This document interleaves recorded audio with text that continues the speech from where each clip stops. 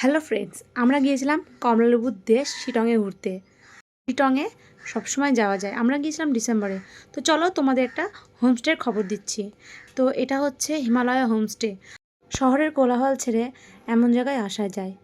আর এই হোমস্টেতে অনেকগুলি ফুল গাছ দিয়ে সাজানো আছে। খুব সুন্দর সুন্দর ফুল গাছ দিয়ে সাজানো আছে। হোমস্টেটি দেখলে তোমাদের মনটি ভরে উঠবে। কি সুন্দর গাছগুলো দিয়ে দেখো সাজানো রয়েছে। এবার আমরা হোমস্টের ওপরে উঠে দেখব। হোমস্টেতে এরকম সিঁড়ি রয়েছে। সিঁড়ির ওপরে উঠতে গিয়ে দেখবে খুব সুন্দর ভিউ। মানে এই হোমস্টেটি থেকে তোমরা চারিদিক থেকে ভিউ উপভোগ করতে পারবে। তোমরা দেখতেই পাচ্ছ কি সুন্দর ভিউ এখানকার।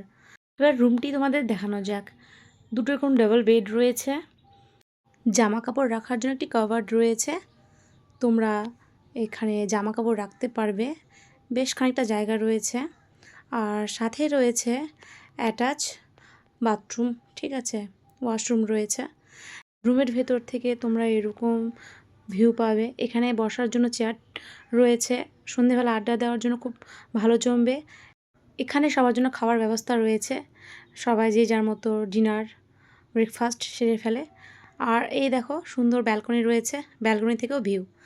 এই হোমস্টেতে 4 বেলার খাবারের ব্যবস্থা রয়েছে। তোমাদের প্যাকেজের মধ্যেই পড়বে।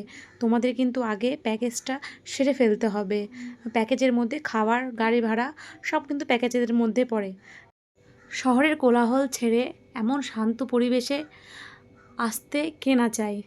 তো তোমরা যদি ছুটি পাও এমন সুন্দর পরিবেশে অবশ্যই চলে আসতে পারো।